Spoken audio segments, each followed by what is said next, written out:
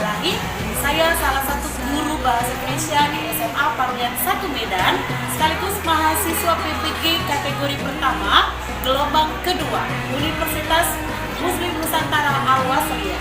Berikut adalah video pembelajaran saya, aksi pertama dengan model pembelajaran problem based learning. Mari kita simak dan kita tonton ya. Terima kasih. Kita bernafas dalam sila-silanya. Kita belajar Pancasila. Ayo kita...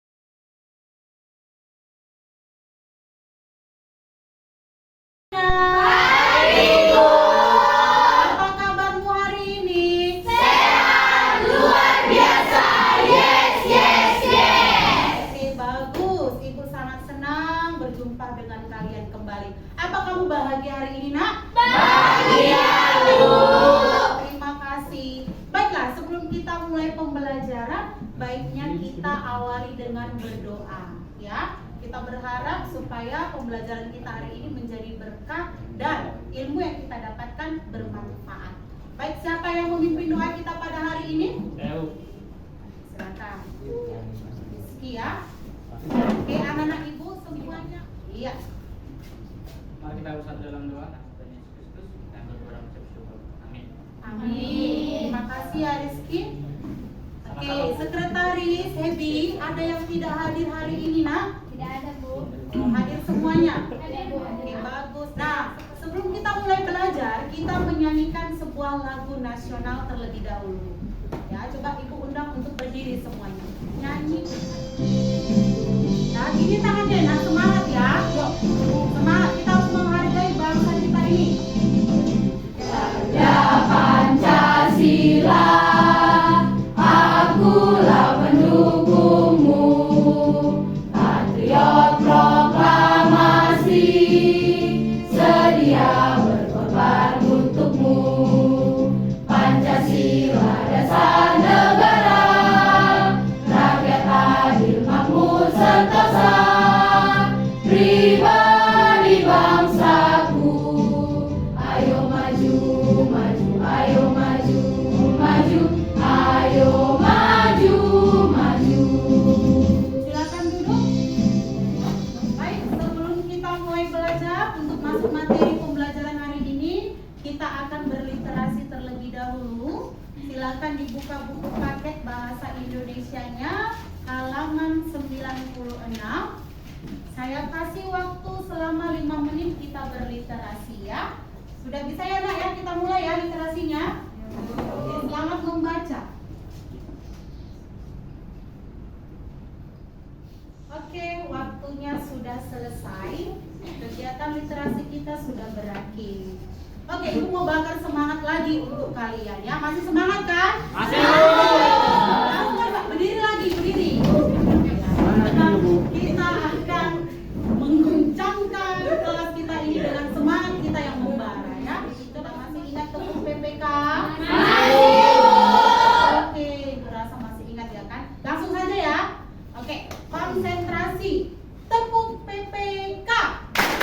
Religius, nasionalis, mandiri, gotong royong, integritas.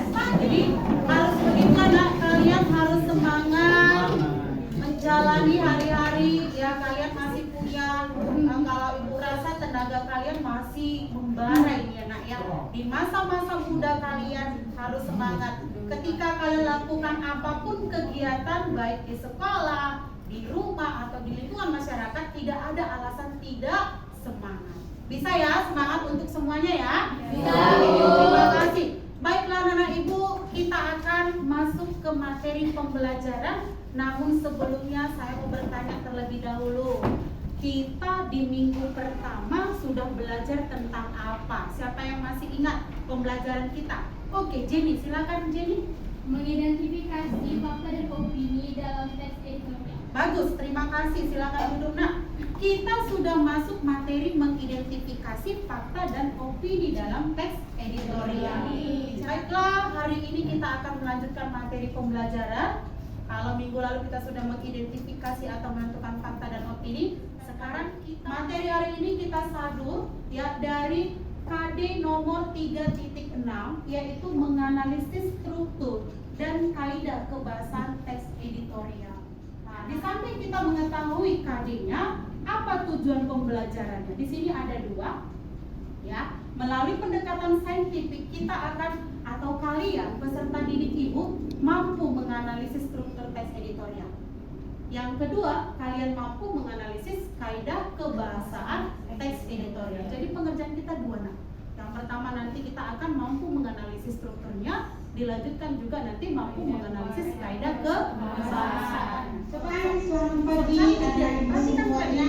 Apa kabarmu hari ini? Apa kamu baik-baik saja? Mudah-mudahan baik-baik saja ya. Tetap semangat. Terlebih dahulu ibu sapa dengan salam literasi. Ayo membaca. Yes, yes, yes. Nah, hari ini kita akan mempelajari masih mengenai teks editorial. Nah, minggu lalu kita sudah membahas tentang menganalisis fakta atau isi dari teks editorial. Nah, sekarang kita akan menganalisis struktur pembangun teks editorial tersebut. Namun sebelum saya menjelaskan lebih dalam tentang struktur pembangun teks editorial ini, Ibu akan mengingatkan kembali anaknya bahwa teks editorial adalah teks yang berisikan pendapat atau pandangan seseorang tentang suatu peristiwa yang aktual atau yang sedang ada diperbincangkan pada saat ini. Biasa itu. Dan teks editorial itu disebut dengan ada kan? atau opini.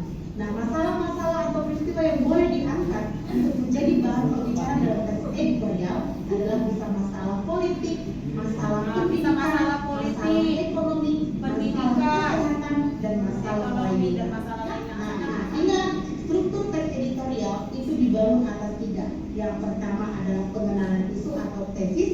Yang kedua adalah Tangkap ya, nanti kita tanya jawab ya, Nak. dan yang ketiga adalah penegasan ulang atau kesimpulan. Nah, untuk penjelasan lebih dalam, mari simak dan perhatikan penjelasan-penjelasan ibu berikut ini. Selamat belajar. Nah, inilah dia struktur teks editorial. Yang pertama pengenalan isu. Nah, pengenalan isu ini nama lainnya adalah tesis. Yang kedua argumentasi, dan yang ketiga penegasan ulang. Nah, penegasan ulang ini disebut juga kesimpulan atau rekomendasi.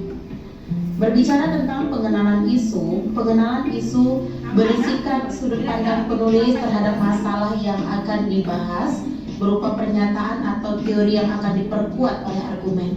Yang kedua, argumen merupakan bentuk alasan atau bukti yang digunakan untuk memperkuat pernyataan tesis. Nah, argumen ini bisa berupa pernyataan umum, data hasil penelitian, pernyataan para ahli, atau fakta-fakta yang dapat dipercaya. Dan yang terakhir, penegasan ulang atau rekomendasi berisi pernyataan kembali atas pendapat yang telah ditunjang atau didukung oleh fakta-fakta pada bagian argumentasi. Oke, ada berapa tadi dikatakan lewat video itu strukturnya? Iya. Coba sebutkan yang pertama. Tesis. Nama lain tesis apa? Isu. Yang kedua apa? Argumentasi. Yang ketiga apa? Penegasan ulang. Penegasan ulang. Tadi nama lainnya apa? Kesimpulan. Rekomendasi. Udah ya? Melawan berita palsu dan pemalsu berita. Bangsa ini gemar memproduksi yang palsu-palsu. Pernah ada beras palsu dan vaksin palsu. Selamat mendengarkan. Kaum terpelajar yang menelan bulat-bulat hoax dan menyebarkannya, apalagi gemar memproduksinya, yang intelektual palsu sepalsu-palsunya. Jangan anggap enteng hoax. Bisa. Oke, kalau ditanya struktur tesisnya itu di paragraf keberapa? Pertama, yang tadi ada membahas bangsa ini, ada kan tadi kan? Bangsa ini suka bagaimana katanya tadi? Iya, suka menyebarkan berita-berita palsu. Tidak hanya vaksin palsu, tadi ada katanya kan? Beras palsu juga. Berarti di sini isu atau masalah yang dibahas si penulis ini adalah tentang apa, Nakku? Hal-hal yang berhubungan dengan palsu. Tapi di sini dispesifikkan kemana? Berita. Oke, sekarang kita akan mau diskusi kelompok ya. Baiklah, Ibu minta kepada kalian, Ibu bacakan ya nama-nama kelompoknya. Tetap ya, nama kelompoknya itu tetap. Cuman Ibu ingatkan kembali ya. Ini kelompok tesis mejanya, kelompok argumentasi, kelompok penegasan ulang, di sana kelompok redaksi. Jadi ada 4 kelompok. Oke ya, saya ingatkan kembali, langsung aja bergerak ya nak. Kelompok. Masih ada yang belum dapat kelompok atau bingung-bingung ini di mana saya mau gitu, ada? Mantap ya. Ini kelompok yang semula, nah kamu jangan bingung-bingung lagi ya. Oke, Ibu akan membagikan LKPD, lembar kerja peserta didik, untuk kalian kerjakan bersama dengan kelompok kalian masing-masing. Bisa ya? Jadi nanti pekerjaan kita ada 2. Cari strukturnya dan analisislah kaidah kebahasaan. Oke, bisa ya? Ada pertanyaan? Bisa dikerjakan ya?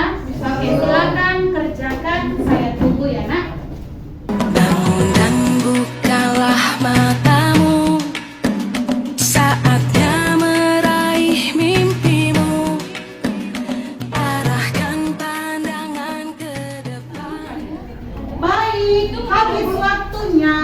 Silakan dikirimkan. Berarti kan saatnya kita akan mempresentasikan. Ayo kelompok tesis.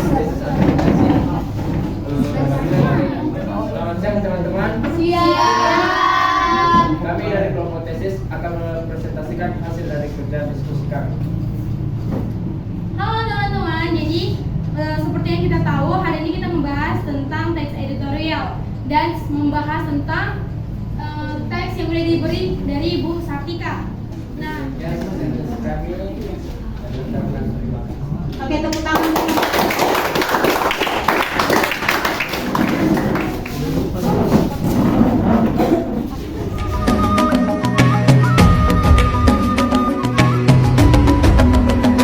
Bangun dan bukalah matamu, Tesis, berikan tanggapan mula tentang penyajian misalnya. Oke ya, kelompok tesis menanggapi kelompok argumentasi. Tesis. Jadi yang akan kami komentari yaitu dari kelompok argumentasi. Kelompok argumentasi ya, kenapa nak? Cara penyajian dari kelompok argumentasi itu pertama dulu sudah bagus, informasinya sudah lengkap, terus apa penjelasannya itu kayak sesuai lah dengan pengertian kelompok kami. Oke, tepuk tangan sekali lagi. Jadi kesimpulannya itu ya nak, struktur tes editorial itu ada 3 tadi ya, pengenalan isu, argumentasi, dan penegasan ulang. Ditambah lagi kaidah bahasanya ada 4. Ada kalimat retoris, kata populer, terus kata jujur, sama oke. Bagaimana perasaannya nak? Luar biasa. Apa ada lagi yang belum dipahami? Sudah bisa ya? Oke, sudah bisa ya? Nah, jadi tetap semangat. Oke, saya mengakhiri pembelajaran. Saya mau kasih video ini terkait dengan materi kita juga. So he can go anywhere in the world. It's a special car that only he can use. Nah, untuk tugas kita minggu depan, kita akan merancang. Masih di tes editorial ya nak? Hari ini kita sudah menuntaskan menganalisis struktur dan kaidah bahasa. Minggu depan kita akan merancang atau menulis teks editorial berdasarkan isu yang aktual. Maka dari itu nanti langkah-langkahnya bagaimana? Kita akan mencari atau memilih isu-isu yang aktual, lalu kita bentuk dia menjadi kerangka teks, terciptalah sebuah teks, tetap memperhatikan struktur dan kaidah kebahasaannya. Sudah paham sampai di sini? Sudah, Bu. Bagus ya, baiklah. Sampai di sini pembelajaran kita hari ini anak-anak Ibu. Terima kasih ya atas kerjasamanya. Semoga kita sehat-sehat dan dapat bertemu kembali untuk pertemuan selanjutnya. Apa kamu bahagia hari ini? Bahagia. Cukup sekian, Ibu sapa dengan salam literasi. Ayo